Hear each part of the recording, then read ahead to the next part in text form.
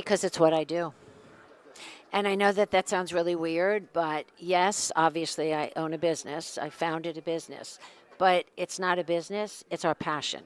It's what we do. I do it 25 hours a day, 8 days a week.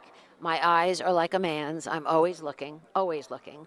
I'm giving out a minimum of 450 cards a day to both men and women.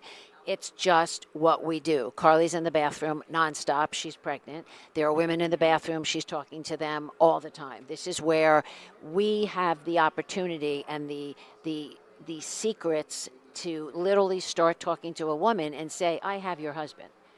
And that's a very powerful statement. And less than a year later, they go down the aisle and they don't understand how we did this. I can't believe a story. I can't believe I didn't tell it. A friend of mine who, when I was single, I was friends with him for my entire life. And I met a woman. Carly and I were having lunch at a restaurant on the Upper East Side that had just opened. And we met a woman sitting next to us. Of course, we started talking to the people next to us. And she had a best friend, and it took her a year and a half to come to us. And I met the woman, the most stunning woman ever, from Brussels, Belgium. Blonde, green eyes, high cheekbones, little freckles, no makeup on. Unbelievable, brilliant woman, divorced, 4 children, and living in Manhattan with 2 businesses.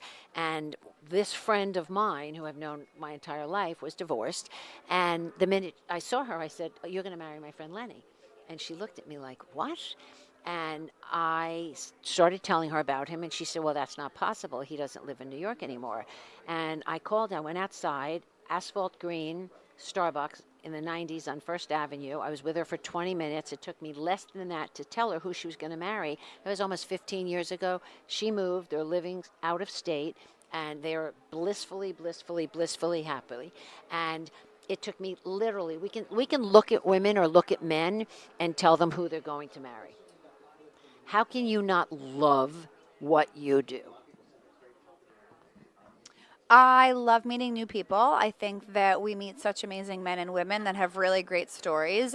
And it is so interesting to me to hear all of their stories. But I also like giving people hope that there could be the man of your dreams out there after you've been discouraged and you might be divorced and have a bad breakup. So obviously I love everything about it. We travel the world and get to meet and hear the most amazing stories from people in all different countries. But I think it's also nice to be able to inspire people of love is great and there's a chance that through us you can meet the love of your life.